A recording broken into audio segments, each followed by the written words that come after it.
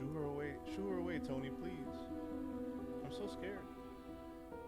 The fear that was tormenting me just a minute ago crawled away and hid somewhere in my stomach. I needed to calm Olia down.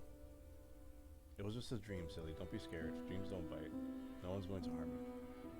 Olia sobbed. She was trying her best to believe me. But was I sure myself? I have an idea. Let's go to your room and watch the video. Sleeping Beauty, for example. You like that cartoon, don't you? Why does the Sleeping Beauty have a prince and I have this scary bird? That question took me by surprise. Alright, let's watch Cinderella. My thoughts became tangled, fuzzy. What was that? What studied me with its eyes while dancing feverishly under the moon? The darkness was clinging to the window, and it couldn't be fooled by Grandma's old chants. It couldn't be satisfied with a feast of lard and long ashen hair. Tony, you coming? Sorry, hold on 1 second. Okay. Yes, just a moment. Oh, shit. Yo, I stopped at the perfect time. I just stopped to look at my chat real quick. Okay, hold on. Let me just put this in chat. Dang, is he chomping down? Oh, that's cool. That's like the first actual like animation thing they showed. That's why I didn't want to laugh at Olia and her owl in the morning.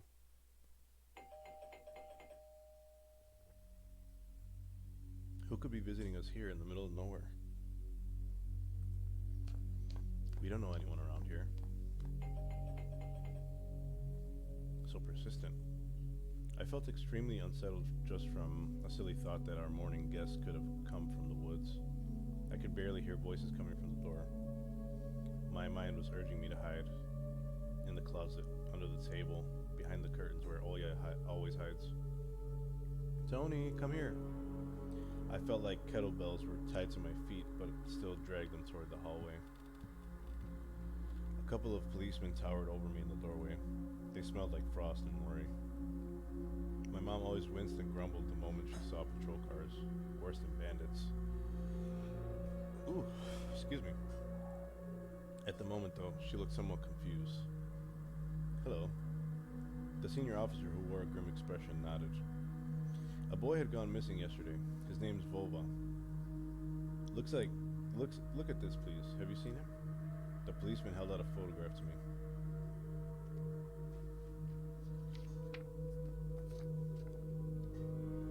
Sorry, 1 second. There was a ginger boy around the age of elementary school. Pictured with a wall carpet as the backdrop. He had a striped cat in his hands and wore a wide smile. No, I haven't. Are you sure? Look closely. Where would I see him? I don't know anyone around here. I barely leave the house. Well, maybe you've seen him from the window.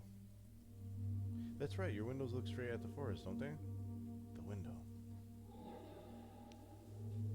No, I haven't seen anything. I see. He sounded tired, but his eyes, his stare, long and heavy, was full of suspicion. I squirmed unwittingly under the weight of guilt, which his giant shadow cast over me. The policeman finally tore his eyes from me and glanced over the hallway, the stairway and the cracks in the ceiling, which I haven't noticed before for some reason. How do you like the new place, by the way? Getting used to it? Bit by bit. It's just that our little daughter misses the city a lot. Misses the city, huh? Have the locals been treating you well? Yes, everything is alright, thank you. The policeman pierced through me one more time with his gray eyes. My head started spinning. Can I help you somehow? I asked that in a shaky voice to look like a polite boy and to end this unpleasant conversation sooner. Now that I think about it, you look just like one of my nephews, little fella. He's a witty boy around your age, wears the same type of goggles. Always engrossed in reading those mystery novels. Told me he wants to enroll in police school when his family visited this summer. Wanted to help other people, just like me, see? I felt uncomfortable, as if A distant relative and not a police officer stood before me. I want to restart my Twitch app. Hold on. I don't know why it's not updating my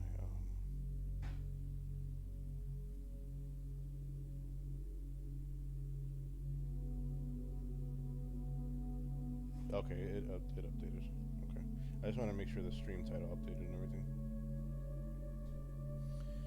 I felt uncomfortable as if a distant relative and not a police officer stood before me. You know what? Little boys like you should stay home. Steer away from trouble. The times have changed so much. Mom interjected in a cold voice. You don't say. Ah, well then. What grade are you in, Tony boy? 6th. Have you made any friends here so far? Not yet. I'll be going to school for the first time after the break. Ah, then I'll leave you my number just in case. Call me if you have any new info. The policemen were gone along with their shadows, the smell of cheap cologne and the photo of a smiling boy. His face still stood before my eyes. I wondered what it was like for him being all alone there. For some reason I thought of the forest swaying in the wind. What did the poor parents feel? And what would my parents do if I had gone missing? Would they cry and thrash around hysterically? Or would they accuse each other like they always do and forget about me eventually? Mom, this Vova, did he go missing in our forest? Seems like it, poor child. I looked out the window at the road. The police UAZ drove off toward the village. The officer's nephew came to mind when I was splitting off old paint from the windowsill. I remembered all the teenage mystery novels from the Black Kitty series I've read this summer.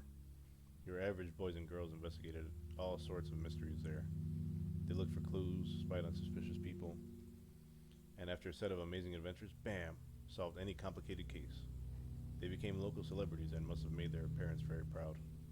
I noticed a trail of policemen's footprints that led to the forest, and then it clicked in my head.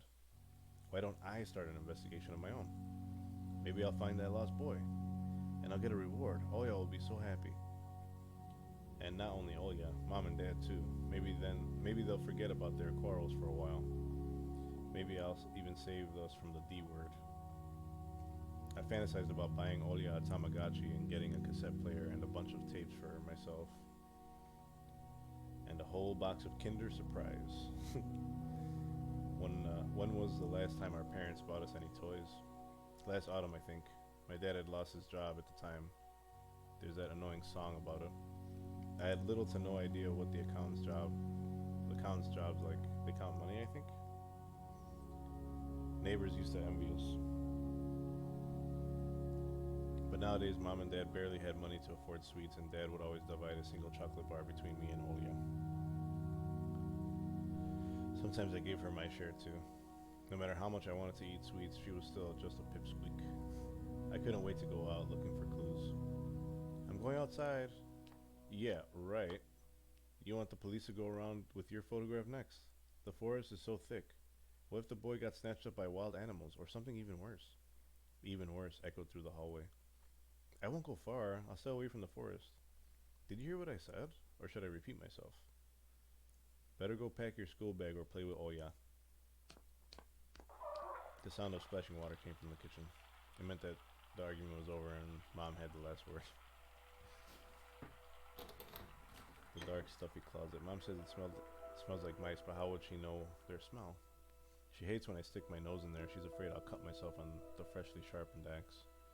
And Oya can't even be lured close to it. She thinks Baba is living there. I tried to help her fight her fears once. I opened the door and turned on a dim lamp so she would see there was nothing but cobwebs, Dad's tools, and scratched walls. She didn't believe me. And I like to hide in the closet and listen to Oya count outside. 1, 2, 3, better hide from me. And then drag her feet on the creaking floorboards, hoping that she wouldn't need to look for me in the cramped monster's den. Okay. Mom's peg top, a family relic. My mom played with it when she was little, then she gifted it to me. Oya was next in the succession line. The toy belonged to her now. She stared at the dancing spindle as if it could show her something. A fairy tale or maybe even our future. Now even my sister was a bit too old for the squeaky peg top.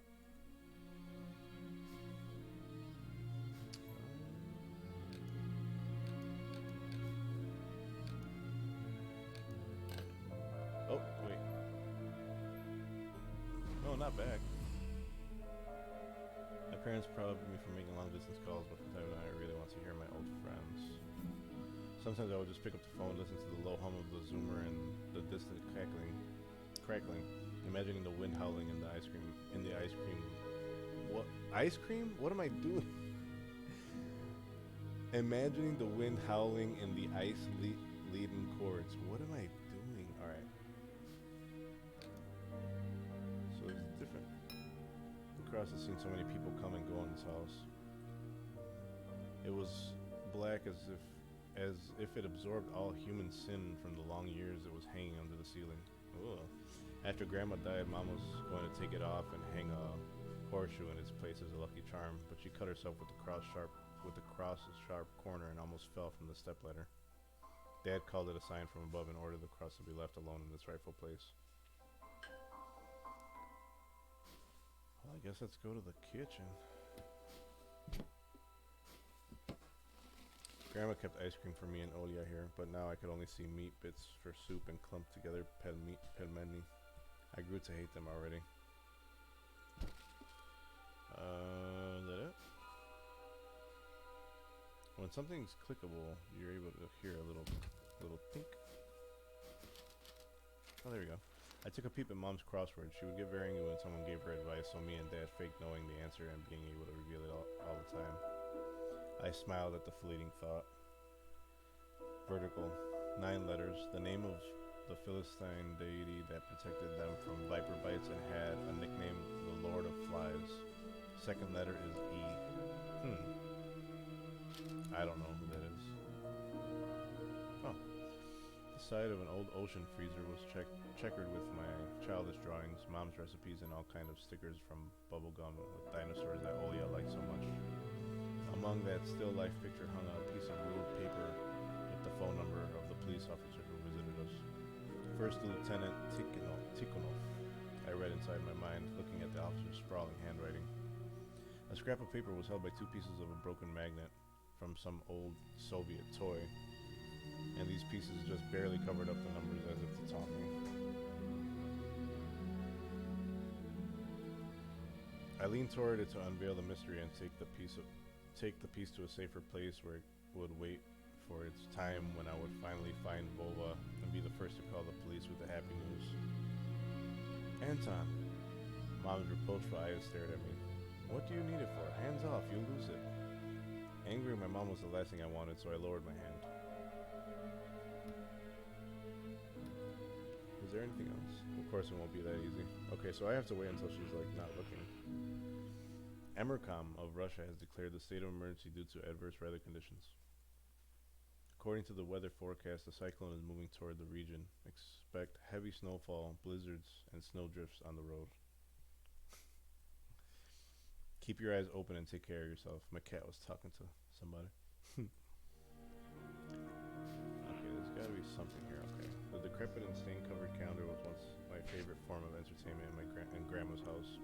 I remember waking up and running to the kitchen so I could tear off yesterday's leaf first thing in the morning, as if the coming day would get lost in the taiga forest without my help. One day closer to New Year's. One day closer to Grandma's funeral. Oh, she died on New Year's? I haven't touched this calendar for years now. Since the time they started writing dark and spooky death chants that only made me gloomy instead of funny proverbs and superstitions, to be exact. I grabbed the dusty calendar leaf with caution and tore it off effortlessly. Sadly, the spooky descriptions from my childhood were still there. 7 horses carry the log. If 7 can't carry, bring the 8th from a ferry. They will take it away and never come back. This is the fate the log cannot escape. I crumpled the gray leaf and threw it into the waste bin, hoping to get rid of the anxiousness that washed over me. It was spreading worse. It was spreading inside me like an ink stain on a blotting paper. I think that's all that's in here. It was difficult to lie to my mom. There was no other way for me to run away from home.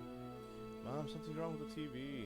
Picture is dim and there's stripes all over the screen. Mom's face became visibly distorted. You're killing me here. So have you had enough of shooting these stupid ducks now? Oh, duck hunt. That's cool. Told you the kinetoscope will go dim because of your console. Where will we find a TV technician in this hole, huh?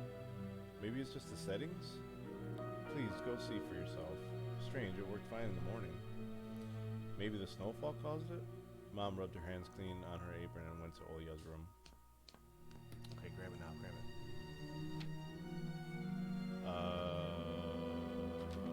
I can't read that. I got something. Okay, so I think I'm actually supposed to go outside now.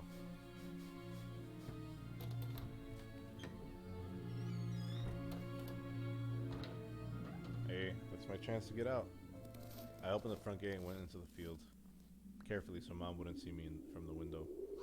When I crossed half the distance toward the forest, the snow piles became as high as my knees.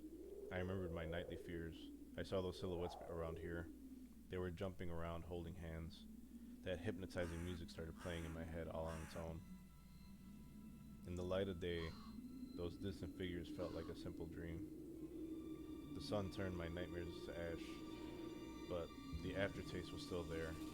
Distant ringing in my ears, distorted shadows crawling on the snow alongside me, and a barely audible whisper in my head, blurry and almost kind. Everything was silent. So silent I felt like the world was totally empty. No ground, no sky, no parents, no Olya. The time reached its limit, a one-way trip that ended at the forest piney stockade. Sometimes silence was much scarier than any scream. Our parents would scream at each other while arguing, and both me and Olya turned to stone listening to them. But then always came the ringing silence. Oh, that's probably a typo right there. Our apartment became numb a couple of days before we departed. It was hard to remember the last time Mom and Dad joked around, laughing, or spent time together, almost like all of it was in a previous life. When they kissed with Olya present, she always frowned and snorted in a funny way. But one day it all changed. Something important had left our home, and something scary filled the remaining void. It was as if fire broke up, and our parents were hurriedly packing our belongings, trying to save themselves and us. From who, though? From the people with dead cold eyes, who sometimes visited us in our previous home? The eyes that only saw balls of worms on the black ground and everything? What? And somewhere far away a siren was going off, trying to warn us of the coming menace. I shuddered, chasing away my delusions, and looked around. There were only me, this white field, and the wind that was whipping up icy dust and belts of powdered snow. I squinted from the sun and turned my eyes to the sunless forest. It looked especially dark in contrast with the blinding whiteness. Knobby tree roots slithered under the snow like fat snakes. Rotten leaves and coniferous needles frozen to ice. Dry, prickly branches intertwined, bringing up uncomfortable thoughts about fences. Were they protecting the forest? Or were they keeping something from breaking out? Some object was hanging from one of the pointy branches. Yep, I peeped that.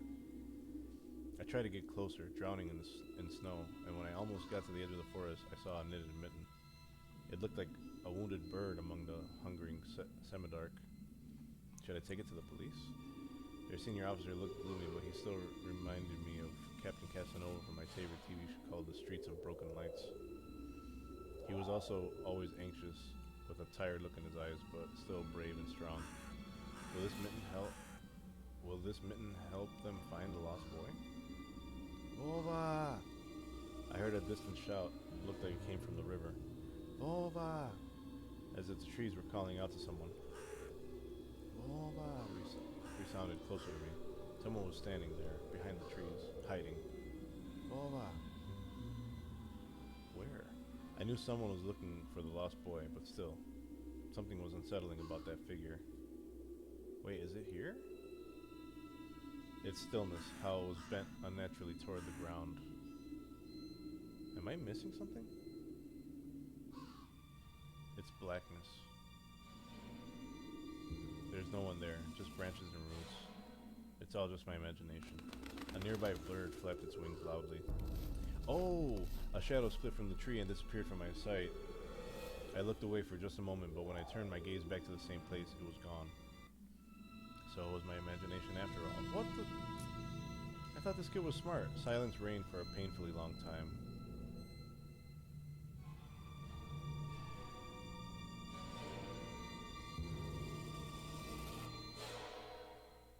My muscles were tightly sprung. My heart was beating somewhere in my throat. Any noise, any little movement, any small whisper from the thicket, and I'd sprint.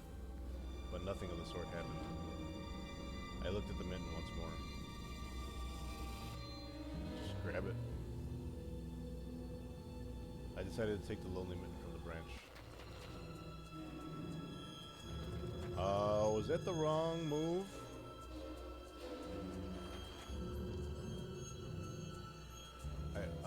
A shout rumbled across the field and dissolved into the distance. No echo, no hope for a reply. Did I just die? Am I gonna die? I stepped toward the bristly trees and tried to claim my find. It didn't budge. I pulled harder. The branch cracked and the mitten tore off, landing in my hand with a squishy sound. All too heavy, wet. I squeezed it without thinking and something dark spilled from it, forming a tiny stream between the mitten and the snow. Steam rose from the snowy pile.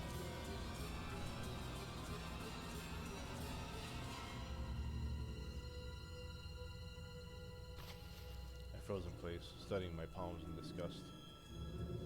Red. The sound of cracking branches invaded the silence. I didn't have to think twice before running away. Someone was chasing me from the darkness, breaking pine branches, closing the distance with giant leaps. Snow was slowing me down. Crazy thoughts flew through my mind. I'll get caught. They'll get me. I'll get dragged into the thicket. I'll be gone forever. But there was one more voice, probably one of reason. It gave me strength, spurred me on. You can do it. Don't stop. I heard an animal roar behind me. It was so loud my ears went numb. It felt like the sound had come from a pack of hungry beasts rather than a single one. My nostrils sucked in freezing air. They sensed my fear. Two giant wings flapped above my head. Ah! An enormous shadow flew over a clearing, a hoot, a wheeze. The roars were coming from all directions now. From the dried up raspberry bush, from twisted pines, from under the windfall. Hurry, run, don't look back. It felt like I was inside a nightmare. The snowy clearing became viscous, viscous, like quicksand. I was stuck in place. I pulled my leg from the mushy trap just to be caught in a new one, even deeper than before. I continued to drown, sinking deeper and deeper with every desperate push. Was snow ever this sticky? I screamed. Oh, that's not funny. I screamed in horror and after realizing this wasn't snow. Someone or something in the snow pile was clutching my pants. I gathered all my strength and rushed forward. The pressure on my leg was gone. My boots slipped out of the hole and my soles were on a hard surface again. I reached a clear path with one jump, and from there I ran to my house. Its gloomy facade didn't look threatening now. The house was my line of defense from the shadows that flapped their wings and the creatures that were hidden under the snow. Oh shit, wait. I tripped over the doorstep and smashed into the door. In all my hurry, I still managed to notice claw marks, as if a dog was striking the wood with its paws, demanding to be let in so I could escape the cold. I hadn't noticed these marks when I was leaving. The heartbeat in my ears was much louder than my surroundings. I couldn't hear whether someone was following me or not. What if they were already in our front yard and Mom had locked the door? Drowning in fear, I pulled on the doorknob and it obediently gave way. I rolled into the hallway and shut the door behind me. Porch planks creaked as my pursuers ascended the stairs. My fingers slipped off the lock and I couldn't click it into place. I gritted my teeth and pulled hard on the iron knob, whipping it between the boards. I stared blankly at the door. Someone was standing on the other side of the pitiful, flimsy barrier that was probably less useful than blankets. Wheezing breath reached into the house and crashed at me in waves. It smelled of pine and sweat. Mom peeked out of the kitchen and chastised me with the frigid voice she always used when talking to Dad. What exactly didn't you understand when I told you to never slam the door? I didn't mean to. I snuck a glance at the door. The smell was gone, and the breath was too. If there was someone in the first place, of course. Here, mere 5 meters away from my mom, my fear was slowly weakening, melting like snow in the spring, and with it the last bit of strength I had left my body to. Oh, I had left my body too. My legs gave away. I propped myself up against the wall so I wouldn't fall over. Mom's expression had changed immediately. The cold mask of strictness and detachment was gone. Mom looked at the same as before all those quarrels. She finally saw my condition, my wet pants plastered with snow. Where have you been? What did I tell you, huh? I told you to stay home. Am I nothing to you? I got afraid she would cry. I reached out to her like when I was little and wanted her to cuddle me. But Mom regained her composure fast and put on her usual face. Her eyes shined like steel. Her voice rang out. Your dad can't find his cigarettes. Be honest, did you snatch them? Were you smoking in secret? There was someone chasing me. I thought... I stuttered as I started explaining myself. Tears welled up in my eyes. Mom leaned toward me and sniffed my clothes like a beast searching for the smell of tobacco. Then she squinted her eyes in suspicion and looked into the front yard. Her expression changed in an instant and she covered her mouth with her hand. Look, over there at the fence. My heart started thumping as if I became prey once again and my pursuers were following me in the field. Bart, go to bed. My dog's over here messing around.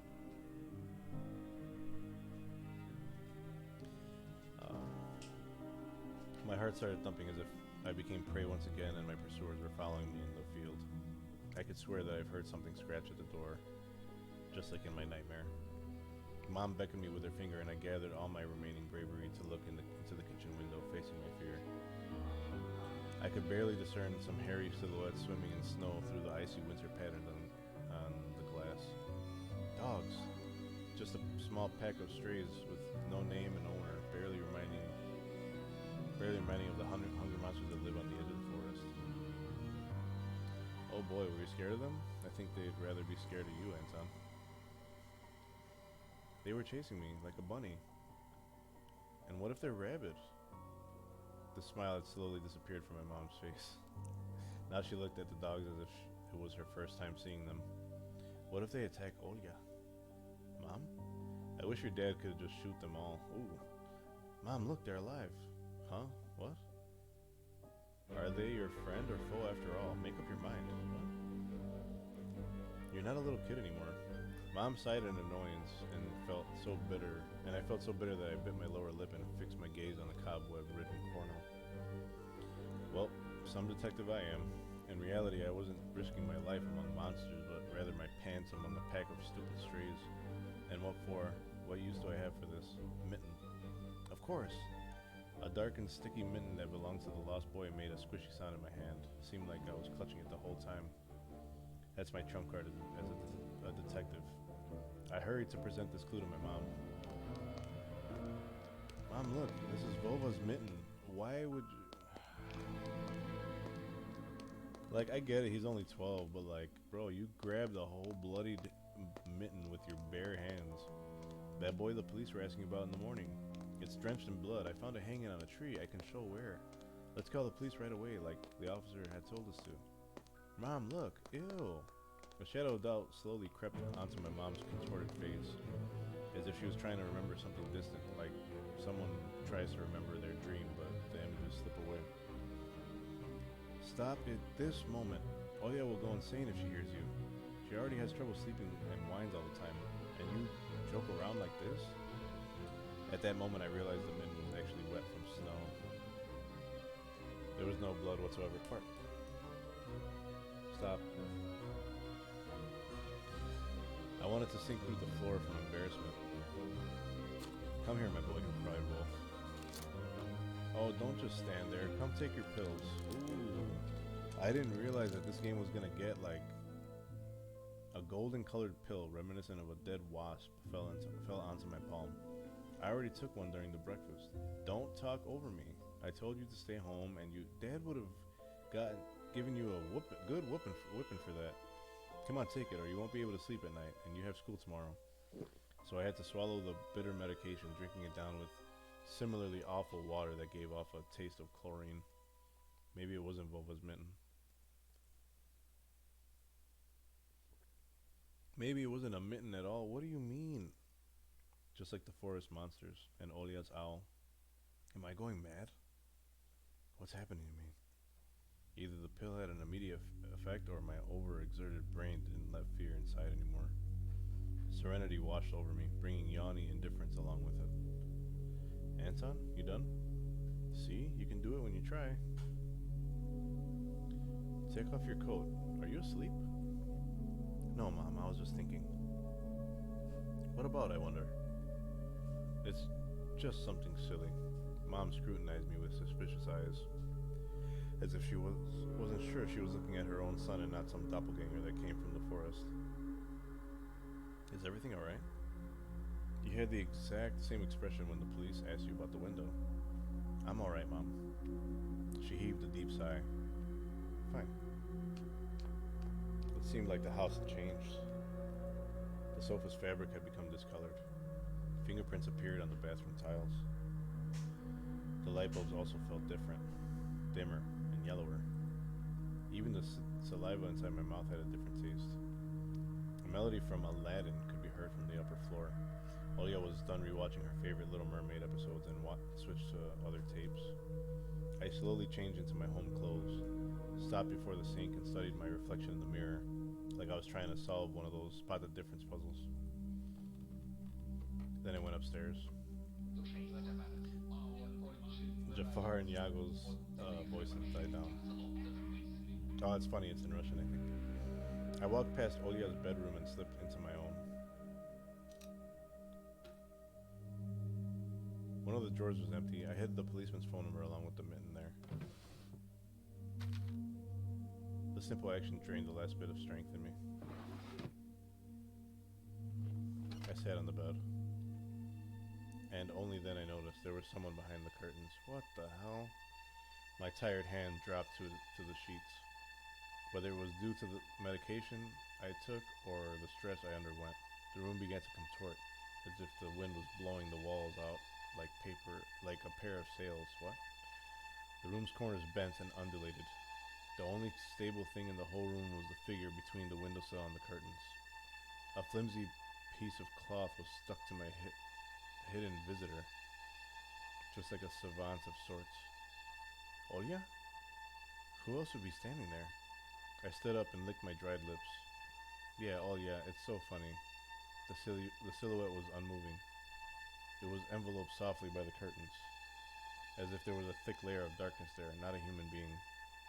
I reached towards the curtains. Ba-dum, ba-dum, beat my heart, controlled by medication. The wind sang in the field with a chorus of voices. For a second I wanted to return to the bed, just lie down and watch the person behind the curtain, knowing full well they were looking back at me. They were looking without blinking, waiting for me to fall asleep. Plastic rings rustled against the holder when I pulled open the curtain. Gotcha! I thought it was not her. I knew it was you from the beginning. A blindingly bright halo lit up above Olia's head with the setting sun as the background. My sister was shining. When she was just a baby, Dad always used to say she was shining with happiness. I always retorted, but Dad, she's not some flashlight. But I brought her to the window one day and sunlight poured on her smiling face. I felt like I was holding a child woven from light. I saw everything. Oh, really? What did you hide? She was just like my mom when she was little, before she put on her sad mask of tiredness and switched to her commanding tone of voice. It's nothing, just... Olia ran up to the table, her eyes round, and asked, You stole something and hid it there? Are you a thief? What? Don't be stupid. Don't be stupid. I didn't steal anything. A clear image came to mind, that mitten hanging from a tree branch. What if I did steal it after all? From the forest, from the tilted figure standing behind black trees. Olia could be selfish and stubborn when she wanted. Then show me. Swear that you won't tell anyone, then I'll show you. Olia wore a plodding smile. I swear on Mom's heart. An oath she heard in one of the movies about the pioneers we've watched. Don't say things like that. Olya nodded and made a gesture with her hand, locking her mouth with an imaginary key. She was filled with curiosity that was splashing within her giant eyes. I opened the drawer and Olya leaned in, holding her breath. It looked like there was not just a simple mitten, but some sort of exotic critter. Is this someone's mitten? She said that as if she couldn't understand what she saw. A certain boy lost it and got lost himself. Now you do understand how dangerous it is for kids to wander into the forest, right? He must be really cold out there. Will they find him? They will. The police are going house to house showing his photo to everybody. Olya traversed the room with care and pressed her tiny palms against the window. And why are they going to houses and not the forest? Are they scared? The question caught me off guard. The police aren't scared of anything. Yeah, right, flashed in my clouded mind. Did they really check every nook and cranny where darkness, cold, and whispers of icy branches dwell? If that's the case, how did they miss the mitten? Or did it appear later? For me? I changed the topic. As if trying to get Olya as far away as possible from the forest thicket. We may get a reward if I go and find this boy by myself. A lot of stuff like in Field of Wonders. Sounds cool, right? Olya wasn't listening to me. She was piercing the forest with incredibly adult eyes, uncharacteristic for her. What if they all got him? Nonsense, an owl won't be able to lift a human. But you know what? I was picking my words with utmost care. I forced them out of my overexerted brain. Stay away from the forest.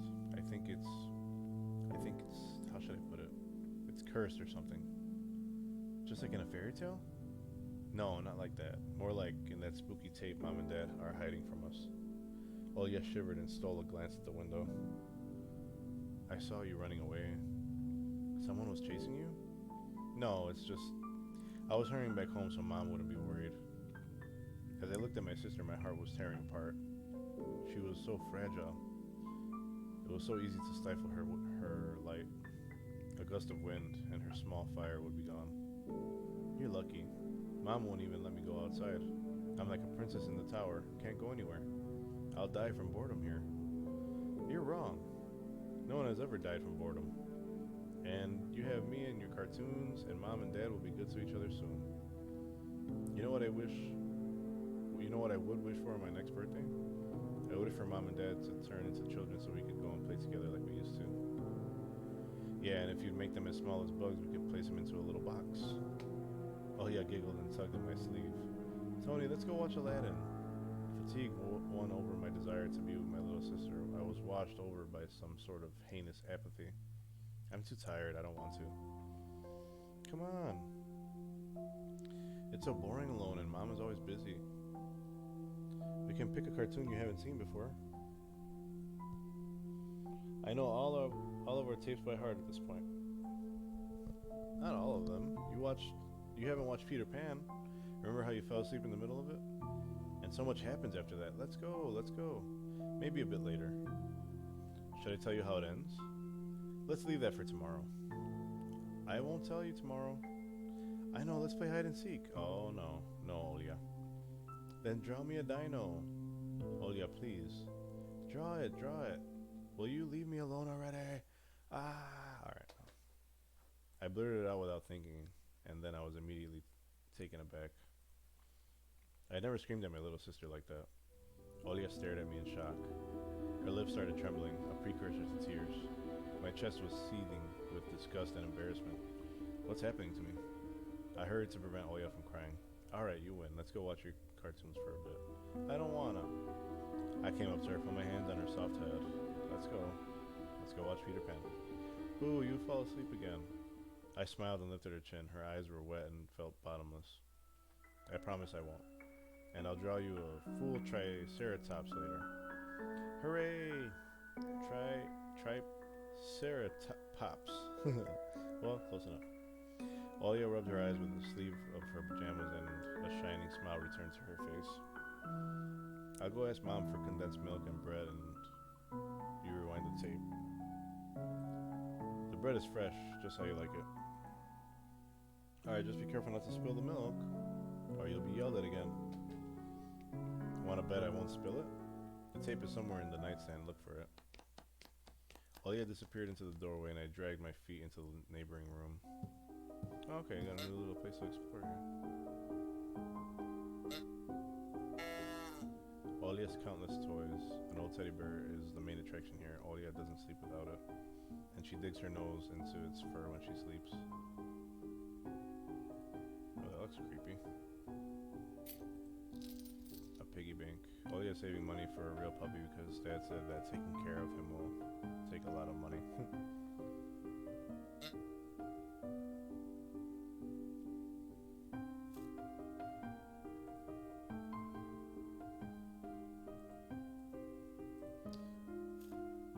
Okay, that was that sound, I think.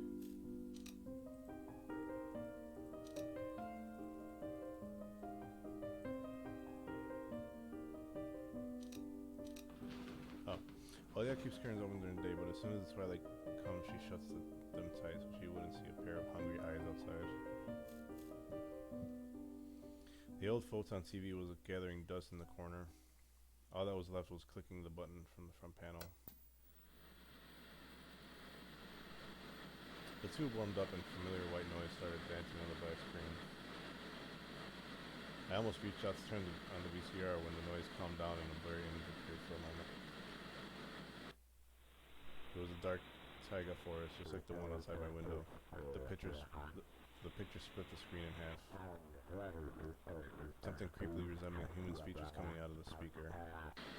Just a few moments later, the scenery was again overshadowed by noise. Did you catch some rogue signal? Or did it catch some rogue signal? Local TV stations only really showed Soviet cartoons, and even that was pretty rare. And only just recently I used to watch Robotech before school. It was so awesome. Maybe I should tinker with the antenna. What if I catch the channel again? On the other hand, Olia had asked me to find the tape. It wouldn't be nice to disappoint her, but in my sleepy state I didn't have the strength to do all of it.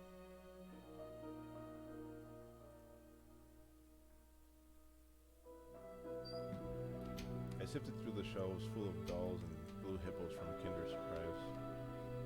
I found the tape I needed thanks to its shabby spine.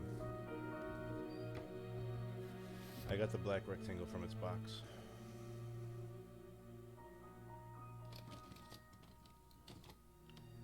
The tape inside it rustled while rewinding to the beginning. The rustle was lulling me to sleep. Drowsiness attacked me while I was squatting before the TV. Images whirled in my head, me and Olia flying above the forest, tumbling in the soft clouds. My little sister's laughing, but her smile had become more and more forced with every passing second. I noticed that the clouds underneath us part, bearing the bristly pine tops. Swampy darkness slurped among the trees. The wings were no longer able to hold us and Olia. You haven't started without me, have you? My sister brought the tray with unevenly cut bread and a whole can of condensed milk. I rubbed my eyes. No, come sit. Mom and Dad are arguing again. They're going through rough times. Rough times are lame. Oh, that's a typo. On the screen, Wendy was hiding her Peter Pan's shadow into the dresser. Olia was entertained by the cartoonish dog Nana. Maybe Mom and Dad will buy us a dog too? Yeah, right. I'll have my own dog in the Neverland, and a cat, and a parrot. Olia smeared a slice of bread with a thick layer of condensed milk and handed it to me. Have you lost all your baby teeth? Obviously. Olia frowned, deep in thought. Peter Pan has baby teeth. What if they won't let you go to his land with adult teeth? We'll think of something. We'll ask Dad to alter your age in the passport. And why would Dad forge documents?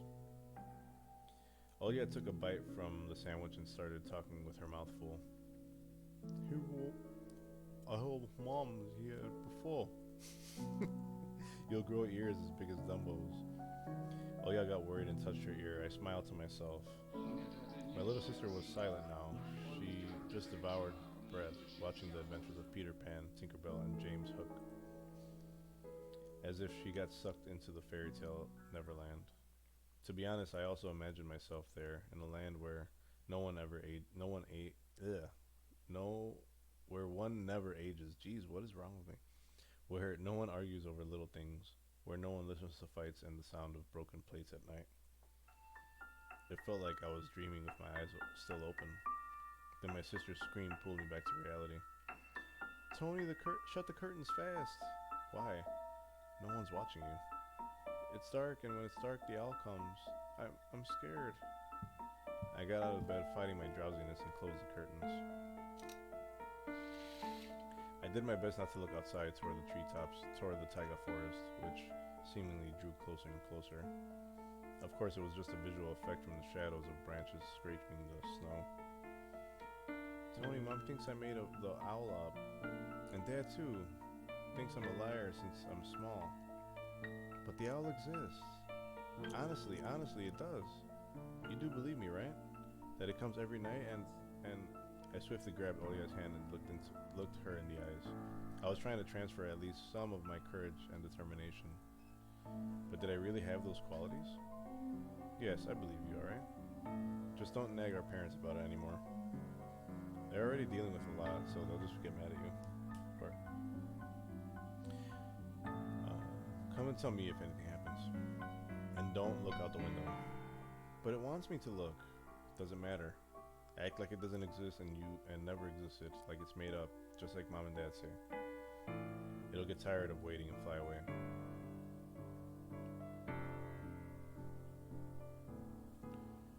It was madness, but after everything that happened recently, I was more and more inclined to believe Olia's owl existed.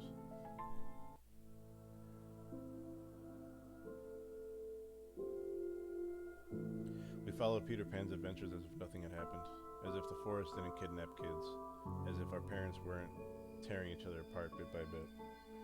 Captain Hook was running away from a crocodile and Captain Pan was headed to London on a gilded sailboat.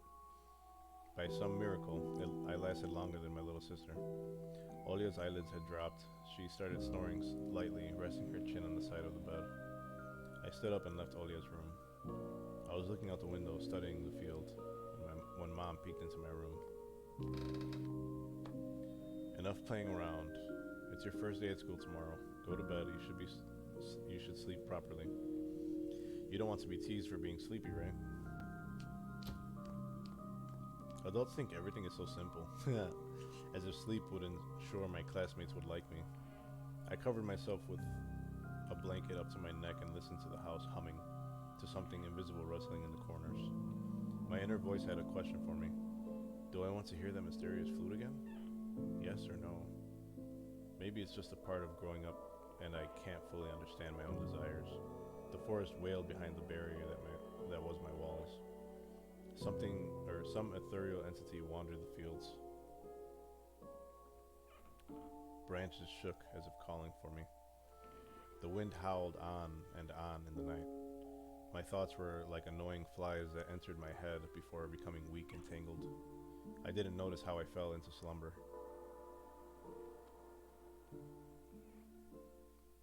Thank you for completing episode 1. Oh, okay, that was actually pretty cool though, man. Did you enjoy it, honestly? Okay, so I didn't know it was only episode 1. I guess that's why it was free. But that was actually really cool. It was like creepy and stuff. Whew. Hold on one second. I'm trying to text my friend and let him know I'm going to be streaming right now.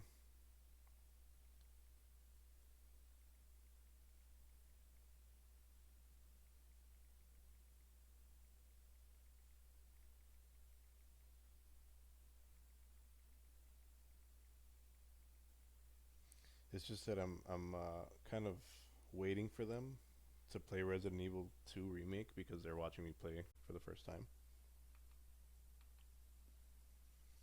Let me put something on here really quickly.